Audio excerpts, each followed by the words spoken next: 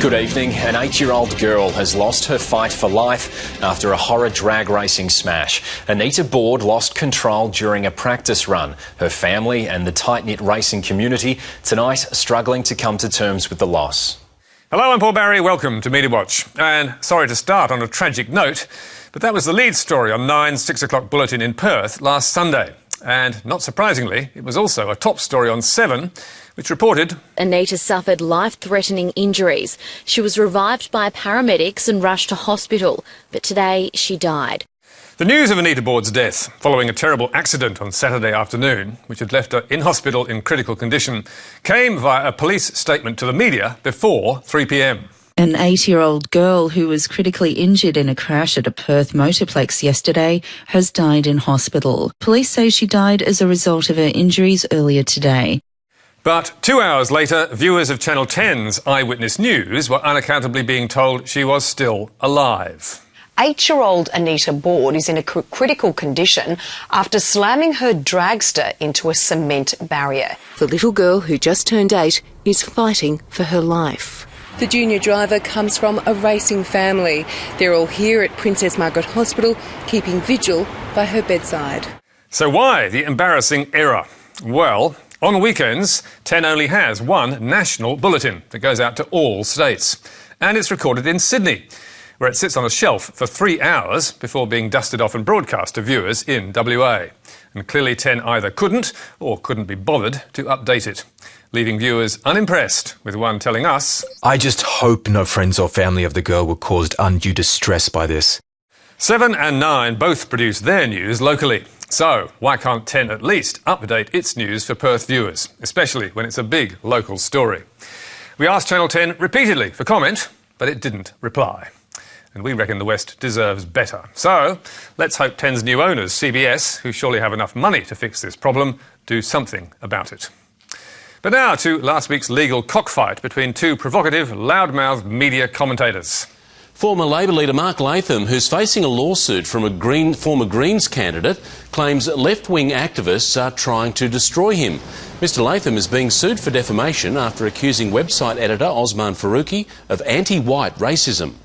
Yes, self-proclaimed outsider Mark Latham, who's made himself a serial defamation target, is being sued by the news and politics editor at Junkie, Osman Faruqi, for claiming that Faruqi was fomenting hatred of white people and encouraging terrorists. Latham's comments were made back in August in a rant on his YouTube show, Mark Latham's Outsiders. That's the programme he set up after Sky sacked him in March, after he called a Sydney schoolboy gay and said his colleague Christina Keneally ran the most corrupt government in New South Wales history. So, what did the larrikin ex-leader say this time? Well, he began with a spray at his favourite targets, lining up the left, Islam and terrorism, and then linking the three. Anyone out there, on the left of politics in particular, that's fomenting hatred of white people, they are aiding and abetting Islamic terrorism. They are giving encouragement and succour to the terrorist fanatics who want to kill innocent people in this country. Latham then immediately narrowed his aim to the man who has put him in court. A guy called Osman Faruqi, here's the tweet that he put out.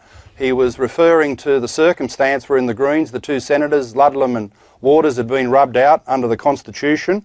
And his mate, Yasmin Abdel-Magid, we know her well, was asking what's going on. And Osman replies, "The white people are getting effed, Yaz. It's happening."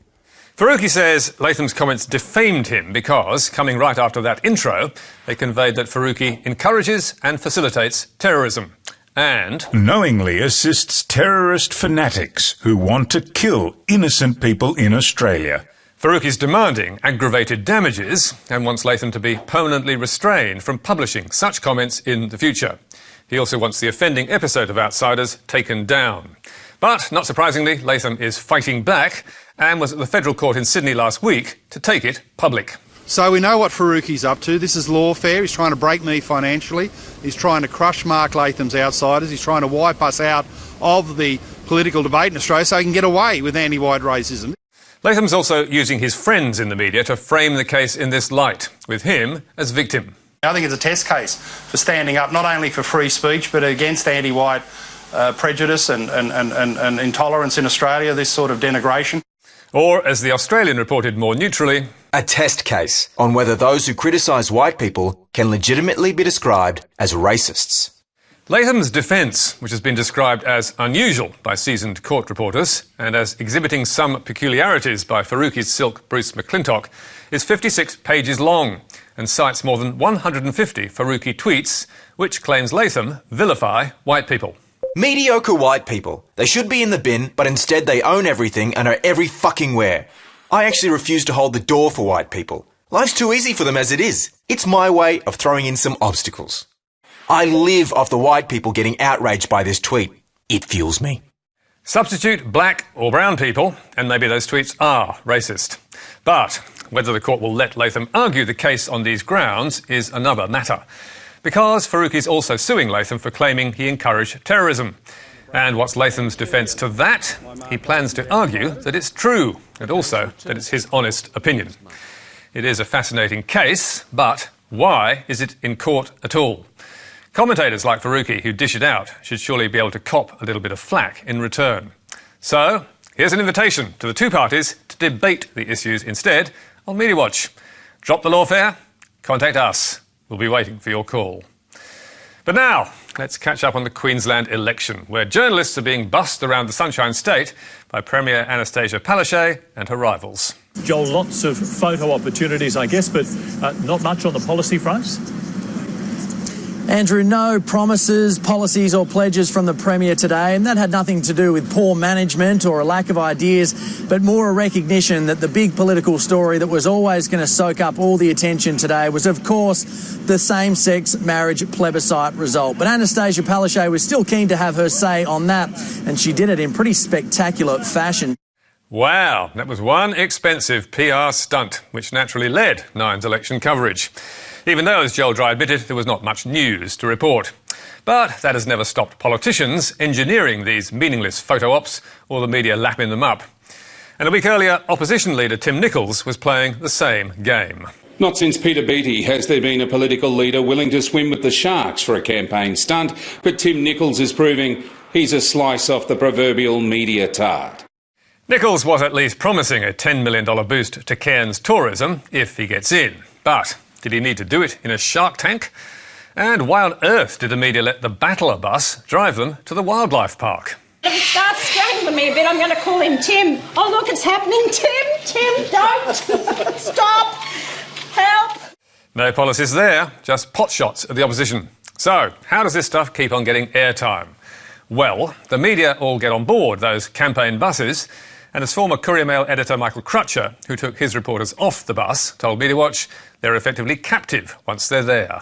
The reporters and camera operators on the buses are basically held hostage by political parties. Newsrooms have no idea where their staff are going from one day to the next. They're taken to controlled environments in carefully chosen electorates. It's stage-managed, and political parties call all the shots. This loss of control does not come cheap either. The media stump up maybe $2,000 a week per reporter for the Battler bus and $2,000 a day in federal elections if you're flying around the country with the leader. So, naturally, the networks want value for money, and if they're stuck on the bus, they have to make do with whatever they get. Like this hard-hitting moment on BBC News from the 2015 UK election. Last time Gordon Brown had Mrs Duffy, this time Nick Clegg's got Mrs Tiggywinkle, though it's not clear what her views on immigration are. But occasionally journalists get their revenge, like when Seven's Ben Murphy, riding the Battler bus, got Townsville's One Nation candidate to admit that he owned a sex shop. What association do you have with Cupid's Tavern? It's an adult shop I own. You own that adult shop? Yep. Do you monitor the Facebook posts on that adult shop? No, that's run by my partner. Okay. So on that Facebook site it says good sex should be in the grey area between tickle fight and domestic violence. What do you make of that? Oh, I haven't seen that one, mate, but that probably comes back to your 50 Shades of Grey type. That's out there. Yeah, right. Another one says a blowjob a week can lower a man's risk of heart disease.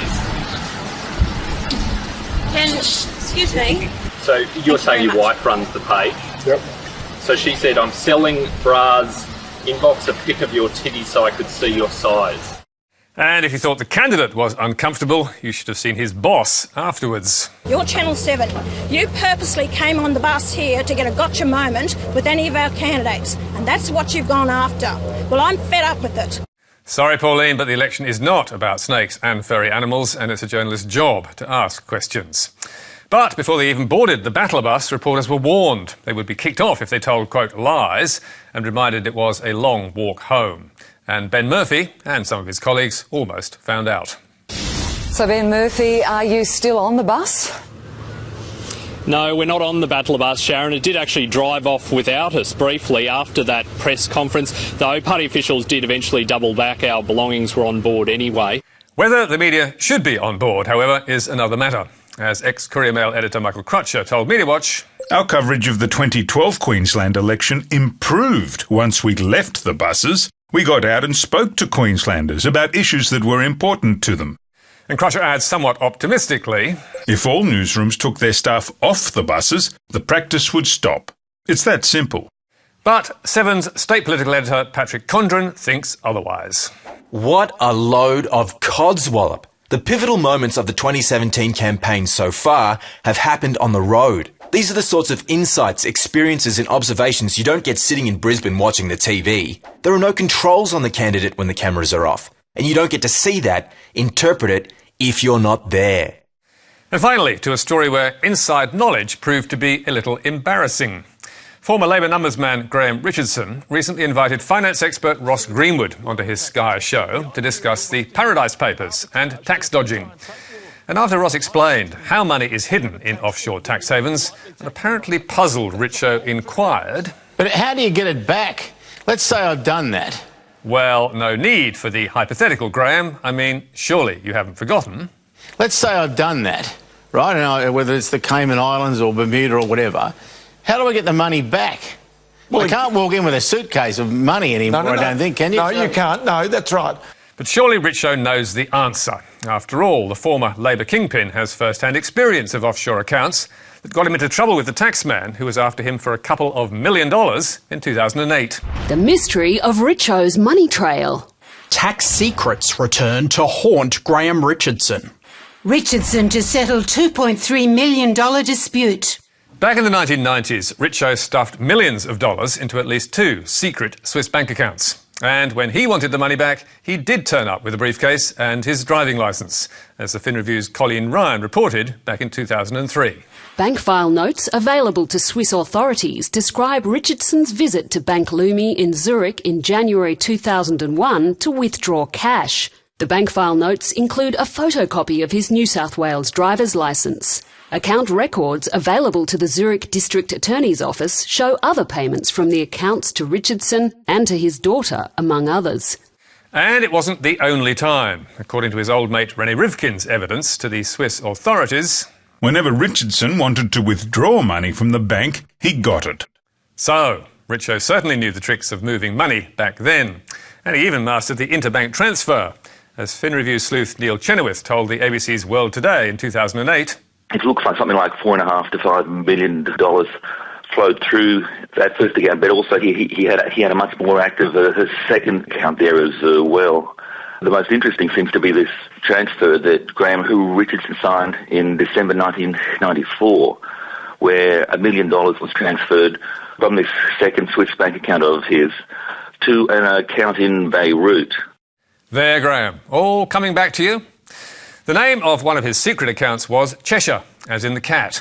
And at the end of the interview, there was more than the hint of a grin. It is a fantastic area of interest for me. I shake my head at the amount of money involved. And I tell you what, there must be a lot of people who are, shall we say, a little worried at the moment. Well, you'd have to think so. And the tax office here, I've got to say, does a pretty good job. They are very diligent and vigilant on these types of matters. Just for once, I'm not worried. I'll be back in just a moment to review the week. And you can read more about tonight's stories on our Facebook page or our website. You can also catch the show on iView and contact me or Media Watch on Twitter. And don't forget to watch Media Bites every Thursday. But for now, till next week, that's it from us. Goodbye.